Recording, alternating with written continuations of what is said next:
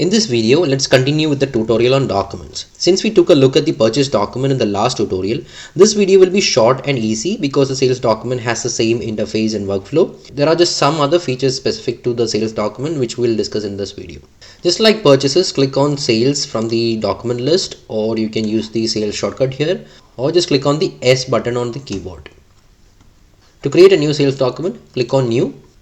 Just like purchase, if this is a credit sale, just select the name of the party, or if it's a cash or bank sale directly from the outlet, just select cash or bank. Start selecting the items that you're selling by searching the item by typing in the name, or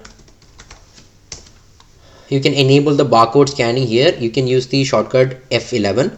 Sometimes you have to press the function key and then click on F11 to enable the function properties. But anyways, use the F11 to switch between barcode scanning and keyboard input. Once you have enabled barcode scanning, you can start scanning the items. Every barcode scan counts the quantity as 1. So that when you scan a particular item, the quantity will be automatically 1.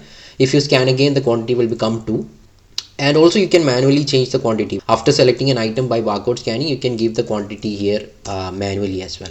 Then the rate will automatically be there because we have already saved the retail price of this particular item.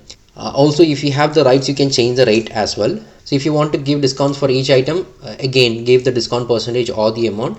If you want to give the discount on the whole invoice, just use this discount button. You can give the discount amount or the discount percentage. So while selecting the item, notice the current stock of that particular item at the bottom of the window.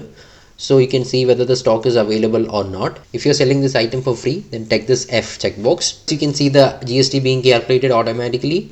You can also change the GST rate here manually by entering this GST percentage column, and you can change the GST percentage, which you'll have to rarely use, but then if you want to change the GST percentage, you can do it. Otherwise, whatever GST percentage you have selected for this particular item while creating this item, that GST percentage will be applied. If you're a user with report access, then you can click on this M pie chart icon, and then you will see the margin percentage and the calculation and the purchase rates, GST, taxable amounts, and the margins that you make on this particular item.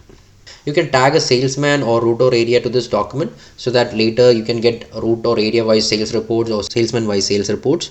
On the right side, you have various tabs to collect additional informations like tax settings to specify whether this is a taxable transaction or not, whether you want to post tax or non-tax amounts. Also in the delivery tab, you can give delivery details like the shipping address, the vehicle number in which you're transporting the item, the distance to be covered. So all these informations are required for generating e-way bill as well, which you can actually do from the software itself. So we'll cover e-way billing and invoicing in another video. You can click on this totals button at the bottom to see a summary of this particular invoice, like what is the total taxable value, and you can see the margins you make on each item and also a total margin you make on this particular document. The customer button on the bottom is to create customer with the mobile number. So if you are a retail outlet, then you can give the mobile number and the name. So you just have to enter the mobile number and click on the search button. If the customer already does not exist, then this information will come, and you can save this particular customer by giving the name. So you just have to give the customer name and click on this plus button.